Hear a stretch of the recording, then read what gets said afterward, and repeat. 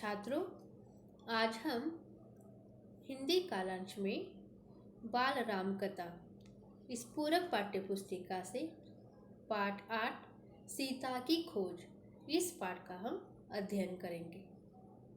बच्चों, पिछली कालांश में हमने देखा कि राम सीता को बार बार पुकार रहे थे, लेकिन वापसी में सीता की आवाज़ सुनाई नहीं दे रही थी। सीता की खोज कर रहे थे श्री राम। जहाँ जहाँ सीता जा सकती थी उन स्थानों, उन ठिकानों में राम सीता को ढूंढ रहे थे। फिर भी सीता का पता नहीं लग रहा था। इसलिए राम गोदावरी नदी के पास आए। उन्होंने नदी से पेड़ पौधों, हाथी, शेर, फूल, पत्थर, चट्टानों, इन सब से सीता के बारे में पूछा। वे अपनी सुध बुध खो बैठे थे, अपने होश खो बैठे थे। शोक में यह भी श्री राम भूल गए थे कि पेड़ पौधे तथा चट्टानें कभी नहीं बोलती। इस तरह से श्री राम सीता के लिए व्याकुल हो रहे थे। तो अब हम इस पाठ का आगे का भाग यानी कि इस पाठ के आगे की जानकारी देख लेते हैं। राम का दुख लक्ष्मण से देखा नहीं जा रहा था। उनका व्यवहार सहन नहीं हो रहा था। वे राम के निकट गए। विलाप करते राम ने कहा, मैं सीता के बिना नहीं रह सकता। तुम अयोध्या लौट जाओ लक्ष्मण। मैं वहां नहीं जाऊंगा, यही प्राण दे दूंगा। मैं सीता के साथ आया था, उसके बिना कैसे लौटूंगा। राम जिस तरह से विलाप कर रहे थे वह लक्ष्मण को देखा नहीं जा रहा था। उनका व्यवहार सहन नहीं हो रहा था। इसलिए लक्ष्मण राम के पास गए। विलाप करते हुए राम ने लक्ष्मण से कहा कि मैं सीता के बिना नहीं रह सकता। तुम अयोध्या लौट जाओ लक्ष्मण। मैं वहां नहीं जाऊंगा, यहीं पे प्राण दे दूंगा। मैं यहाँ पर सीता के साथ आया था, उसके बिना मैं कैसे लौटूंगा। नगरवासियों को क्या मुंह दिखाऊंगा। तुम जाओ, मुझे यही छोड़ दो। और राम लक्ष्मण को कह रहे थे कि मैं यही रहूंगा। सीता के साथ मैं वन में आया था और मैं उनके बिना कैसे लौटूंगा। नगरवासी जो है उनको मैं क्या मुंह दिखाऊंगा।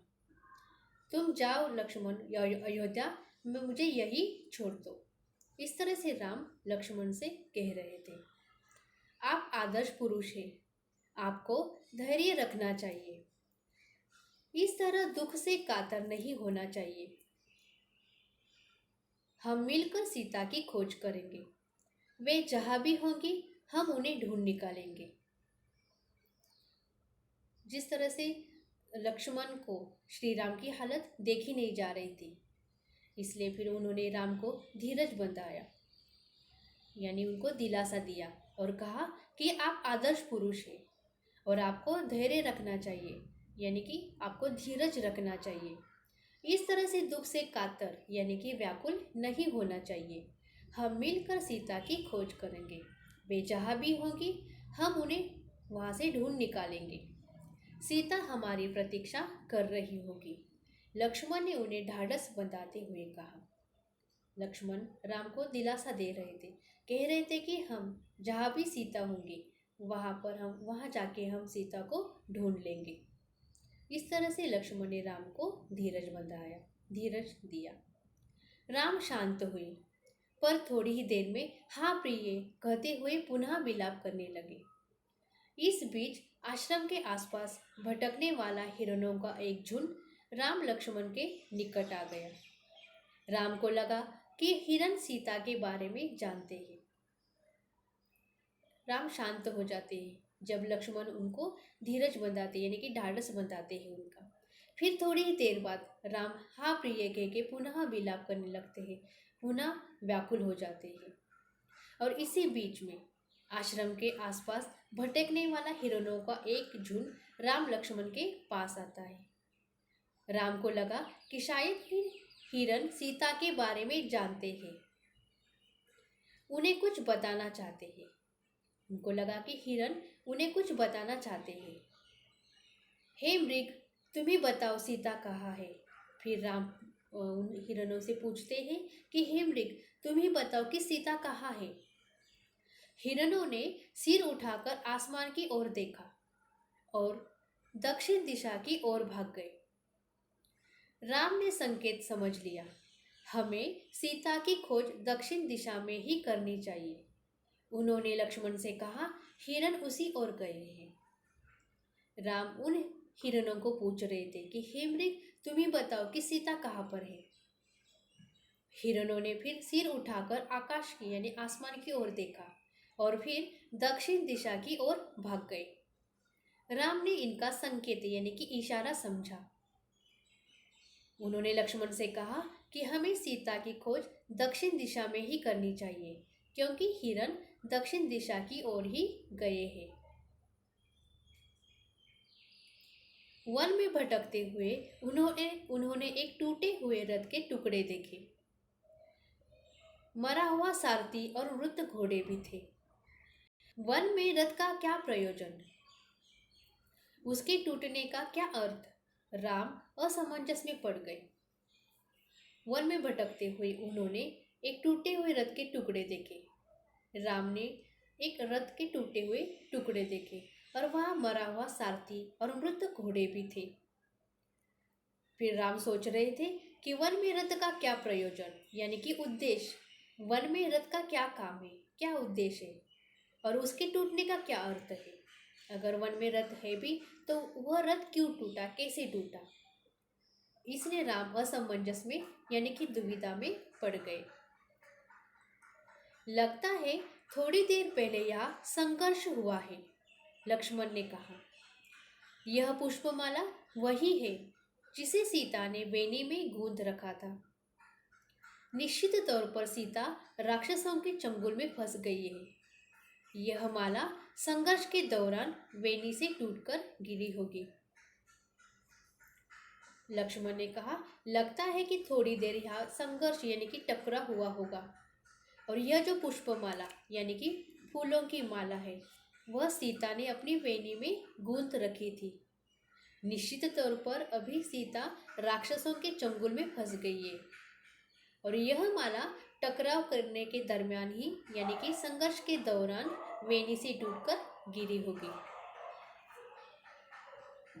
पर यह रथ कैसे टूटा? राम सोचने लगे। सीता के संघर्ष से यह नहीं टूट सकता। अवश्य किसी ने राक्षसों को चुनौती दी होगी, उनसे युद्ध किया होगा। लक्ष्मण श्री राम से कह रहे थे, जो यह पुष्पमाला जो नीचे टूट के गिरी है वह सीता ने अपनी वेणी में गूंथ के रखी थी और संघर्ष के दौरान उनके वेणी में से यह पुष्पमाला नीचे गिरी होगी। लेकिन राम फिर कह रहे थे कि यह रथ जो है वो यहाँ पर टूटा हुआ रथ कैसा, मतलब यहाँ रथ कैसे टूटा? राम सोच रहे थे, सीता के संघर्ष से तो यह नहीं टूट सकता। अवश्य किसी ने राक्षसों को चुनौती दी होगी और उनसे युद्ध किया होगा और उसी की वजह से रथ के टुकड़े हुए हैं। वहां से थोड़ी ही दूर राम ने पक्षीराज जटायु को देखा। पंख कटे हुए, लहूलुहान, अंतिम सांसें गिनते हुए। हे राजकुमार, सीता को रावण उठा ले गया है। मेरे पंख उसी ने काटे। सीता का विलाप सुनकर मैंने रावण को चुनौती दी, उसका रथ भी तोड़ दिया। वहां से थोड़ी ही दूर पर राम ने पक्षीराज यानी कि जटायु को देखा। उसके पंख कटे हुए थे और लहूलुहान यानी कि खून से सने हुए थे और वह अंतिम सांसें गिन रहा था। फिर जटायु ने कहा, हे राजकुमार, सीता को रावण उठा के ले गया है और मेरे पंख रावण ने ही काटे हैं। सीता का विलाप सुनकर मैंने रावण को चुनौती दी और उसका रथ भी तोड़ दिया।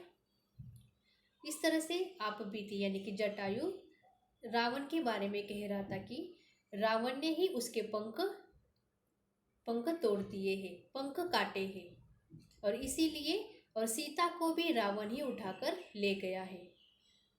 इस तरह से जटायु राम से कह रहा था, वो बता रहा था कि सीता का अपहरण किसने किया है। सारथी और घोड़ों को मार डाला।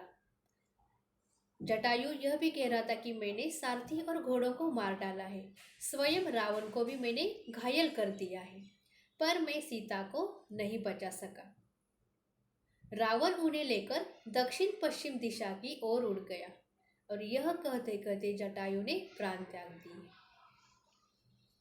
जटायु राम से कह रहा था कि सारथी और घोड़ों को भी उसने मार दिया है, रावण को भी उसने घायल कर दिया, लेकिन मैं सीता की रक्षा नहीं कर पाया। और रावण उन्हें लेकर यानी सीता को लेकर दक्षिण पश्चिम दिशा की ओर उड़ गया और यह कहते कहते ही उसके प्राण निकल गए, यानी कि उसकी मृत्यु हो गई। राम ने आगे बढ़ने से पहले जटायु की अंतिम क्रिया की। वे सोचते रहे, पछताते रहे, यह कैसा विधान है। राम ने आगे बढ़ने से पहले उस गिद्धराज यानी जटायु की अंतिम क्रिया की और वे सोच ही रहे थे, पछता रहे थे कि यह कैसा विधान है, यानी कि यह कैसी रीत है। मैं तो कष्ट में हूँ ही, लेकिन मेरी सहायता करने वालों को भी इतना कष्ट, इतनी पीड़ा मिल रही है। और यह सोचकर ही राम की आंखें नम हो आई, यानी कि दुख से आंखें उनकी भर आई। उन्होंने जटायु को अंतिम बार प्रणाम किया। जटायु ने सीता के बारे में महत्वपूर्ण सूचना दी थी। रावण का नाम बताया, दिशा बताई। जिधर सीता को लेकर वह गया, राम जटायु की चिता के पास मौन खड़े थे। जटायु ने सीता के बारे में महत्वपूर्ण सूचना दी थी और रावण का नाम बताया था, दिशा बताई थी जिस दिशा से रावण उनको लेकर गया था। राम जटायु की चिता के पास मौन यानी कि शांत खड़े थे। यह समय विलाप करने का नहीं है, हमें तुरंत दक्षिण पश्चिम दिशा की ओर जाना चाहिए, सीता उधर ही होगी। राम को विलाप करते हुए देखकर लक्ष्मण ने उनसे कहा कि यह समय विलाप यानी कि शोक करने का नहीं है, दुख करने का नहीं है, तो हमें तुरंत दक्षिण पश्चिम दिशा की तरफ जाना चाहिए, सीता उधर ही होगी। आगे का मार्ग और कठिन था, आगे का जो उनका मार्ग था और भी कठिन था। राम और लक्ष्मण को लगभग हर दिन राक्षसी आक्रमणों से जूझना पड़ा। जिस तरह से राम और लक्ष्मण सीता की खोज के लिए आगे बढ़ते जा रहे थे, वह मार्ग और भी कठिन था और उनको लगभग हर दिन राक्षसी आक्रमणों यानी कि हमलों से जूझना पड़ रहा था। अनेक कठिनाइयाँ आई। हम यहाँ पर देख सकते हैं कि जिस तरह से राम और लक्ष्मण सीता की खोज के लिए आगे बढ़ते ही जा रहे थे, उस मार्ग में हर रोज उनको राक्षसों का आक्रमण यानी कि राक्षसी हमलों से जूझना पड़ रहा था, मुसीबतों का सामना करना पड़ रहा था। मुसीबत आई, अवरोध मिले, दोनों राजकुमार प्रत्येक बाधा पार करते चले गए। यानी कि आगे के मार्ग की तरफ जैसे ही राम लक्ष्मण बढ़ते जा रहे थे, राक्षसी हमलों से जूझते हुए उनके बहुत सारी मुसीबतों का सामना करना पड़ा, अवरोध मिले यानी कि बाधाएं भी आई, लेकिन दोनों राजकुमार प्रत्येक बाधा पार करते आगे बढ़ते गए। उनके सामने लक्ष्य स्पष्ट था, दिशा तय थी, उन्हें कोई नहीं रोक सकता था। वन मार्ग जितना कठिन होता गया, उनकी दृढ़ता बढ़ती गई। हर एक बाधा को पार करते हुए वह आगे बढ़ते जा रहे थे। उनके सामने लक्ष्य स्पष्ट था, दिशा तय थी कि उन्हें दक्षिण दिशा की ओर ही जाना था। उन्हें अब कोई नहीं रोक सकता था। वन मार्ग जितना कठिन हो रहा था, जितना कठिन होता गया, उनकी दृढ़ता, उनके निश्चय और भी बढ़ता गया कि सीता की खोज। तो बच्चों, इस पाठ का जो शेष भाग है वह हम अगली कालांश में देखेंगे। मुझे आशा है कि इस कालांश में जो मैंने आपको सिखाया वह आपको अच्छे से समझ में आया होगा। धन्यवाद।